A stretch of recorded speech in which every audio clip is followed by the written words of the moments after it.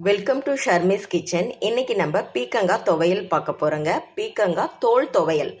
இப்போ நம்ம என்ன பண்ணோம்னா, நான் இதுக்கு வந்து 2 பீக்கங்காய் எடுத்திருக்கேங்க. 2 பீக்கங்காவோட தோலை மட்டும் நான் பீல் பண்ணி எடுத்துக்க போகிறேன். இந்த பீல் பண்ண தோலில் தாங்க நம்ம இன்னைக்கு துவையல் அரைக்க போகிறோம். ரொம்ப சத்துங்க. குழந்தைங்களுக்கு நம்ம இதை தோலில் தான் செஞ்சுருக்கோன்னே தெரியாது.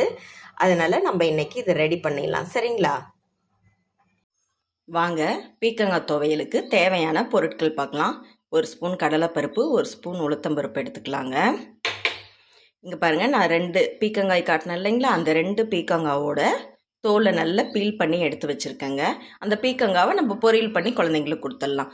கொத்தமல்லி கொஞ்சங்க, வாசத்துக்கு கொஞ்சம் கொத்தமல்லி நீங்கள் அடிஷ்னல் தான், ஆட் பண்ணுறதா இருந்தால் ஆட் பண்ணிக்கலாம், இல்லாட்டி நம்ம வந்து விட்டுடலாம். ஓகேங்களா? கொஞ்சம் தேங்காய், 3 வரமிளகாய், ஒரு 7 பல்லு பூண்டுங்க, தேவையான அளவு புளி, தேவையான அளவு கல்லுப்பு யூஸ் பண்ணிக்கலாங்க. பீக்கங்காய் துவையலுக்கு வந்து பார்த்திங்கன்னா நீங்கள் கொத்தமல்லி யூஸ் பண்ணலாம். மாங்காவோட ஸ்கின் இருக்குது பார்த்தீங்களா, பச்சை மாங்காவோட தோலுங்க, அந்த தோல் எடுத்து பீக்கங்காய் தோல் இது ரெண்டுத்தையும் மிக்ஸ் பண்ணி அரைச்சோன்னாலும் சட்னி சூப்பராக இருக்குங்க. மாங்காய் சீசன் முடிஞ்சிருச்சுங்க, அதனால் எனக்கு தோல் இல்லை, அதனால் நான் கொத்தமல்லி சேர்த்துக்கிறேன். நான் மாங்காய் கிடச்சிச்சின்னா கண்டிப்பாக நான் உங்களுக்கு அந்த வீடியோவும் போடுறேங்க. ஓகேங்களா? இப்போ நம்ம செய்முறை பார்க்கலாங்க. ஸ்டவ் ஆன் பண்ணிட்டேங்க. இப்போ ஆயில் விட்டுக்கலாங்க. கொஞ்சமாக இருக்க ஆயில், இன்னும் கொஞ்சம் விட்டுக்கலாம். போதுங்க. ஆயில் நல்லா காயிட்டுங்க. கடலைப்பருப்பு, உளுத்தம்பருப்பு, வரமிளகாய் சேர்த்துடலாங்க. ஆயில் காஞ்சிடுச்சு. கடலைப்பருப்பு, உளுத்தம்பருப்பு சேர்த்துக்கலாம். வரமிளகாயும் சேர்த்திடலாங்க.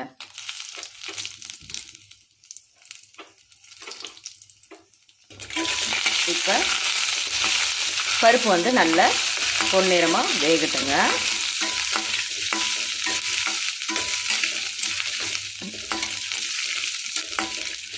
நீங்கள் உங்களுக்கு காரத்துக்கு தகுந்த மாதிரி மிளகாய் சேர்த்திக்கோங்க. இந்த மிளகாய் கொஞ்சம் காரம் இருக்குங்க, அதனால் நான் 3 மிளகாய் மட்டும் சேர்த்திருக்கேன். இப்போ நம்ம பூண்டை ஆட் பண்ணிடலாங்க. கொஞ்சம் ஃப்ரை ஆகிடுச்சு பருப்பு கூடயே பூண்டும் நல்லா ஃப்ரை ஆகிட்டுங்க. பூண்டோட ஃப்ளேவர் பிடிக்கிறவங்க இன்னும் கூட பூண்டு சேர்த்துக்கலாங்க. சட்னியில் எப்போவுமே பூண்டு அதிகமாக சேர்த்துட்டோம்னா துவையல்லாம் நல்லாயிருக்குங்க.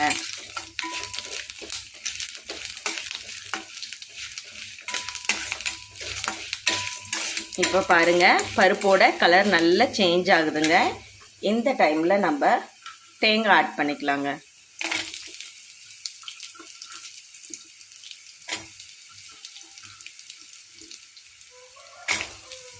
தேங்காவை நம்ம இப்படி எண்ணெயில் சேர்த்து நல்லா வதக்கும் போது துவையல் வந்து சீக்கிரம் கெட்டு போகாதுங்க.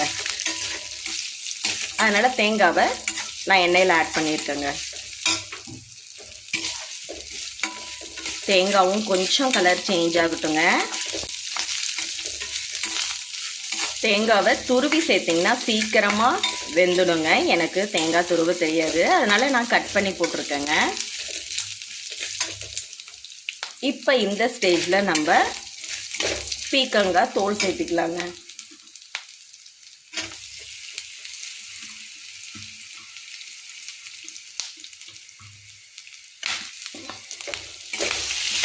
இப்போ பீக்கங்காய் தோல் நல்லா வெந்து வரட்டுங்க. நம்ம கொத்தமல்லி சேர்த்து வதக்கிடலாங்க. கொத்தமல்லி கூட இன்னும் கொஞ்ச நேரம் பீக்கங்காய் நல்லா வதங்கிடுங்க.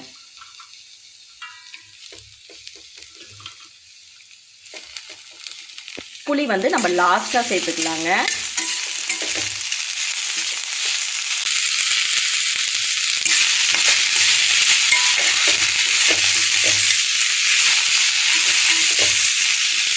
கொத்தமல்லி சீக்கிரம் வணங்கிடுங்க. கொத்தமல்லி சீக்கிரமாக வணங்கிடும். நம்ம ஆறின பிறகு மிக்ஸி ஜாரில் சேர்த்து அரைச்சிடலாங்க. பாருங்கள் எவ்வளோ க்ரீனிஷாக அழகாக கலர்ஃபுல்லாக இருக்குன்னு. இந்த கலர் சேஞ்ச் ஆகாமலே நம்ம வந்து வதக்கி எடுத்துடணுங்க. கொஞ்சம் ஃப்ளேமை ஃபுல்லில் வச்சு நம்ம கிளறி விட்டுட்டே இருந்தோம்னா அது சீக்கிரம் வணங்கிடும். நம்ம அரைச்சிடலாம். ரொம்ப ஹெல்த்திங்க. நம்ம எப்போவுமே பீக்கங்காய் தோல் வந்து யூஸ் பண்ணவே மாட்டோம், பீல் பண்ணி போட்டுருவோங்க. பீக்கங்காய் மட்டும்தான் செஞ்சு சாப்பிடுவோம். இந்த தோலை இனிமேல் வேஸ்ட் பண்ணாதீங்க. ஆனால் இந்த தோல் வந்து பார்த்திங்கன்னா பீக்கங்காய் தோல் எலசாக இருக்கணும். பிஞ்சு பீக்கங்காவாக பார்த்து நீங்கள் வாங்கினீங்கன்னா சட்னி அரைக்க நல்லா இருக்குங்க. ரொம்ப காய் முத்திருச்சு அப்படின்னா சட்னி வந்து குறைன்னு இருக்குங்க, மண் மாதிரி இருக்குங்க. அதனால் நீங்கள் இளம் பீக்கங்காயாக பார்த்து வாங்கிக்கோங்க, சட்னி சூப்பராக இருக்குங்க. பீக்கங்காய் தோல் சட்னின்னு சொல்லவே மாட்டாங்க, நீங்கள் சொன்னால் தான் கொத்தமல்லி நல்லா சுருண்டு வதங்கி வந்துடுச்சுங்க. இப்போ இந்த ஸ்டேஜில் நம்ம புளியை சேர்த்துக்கலாம். புளியை சேர்த்து ஒரு 2 வதக்கு வதக்கலாங்க போதும். அந்த ஹீட்லேயே புளி வந்து நல்லா அந்த பச்சை வாசம் போயிருங்க.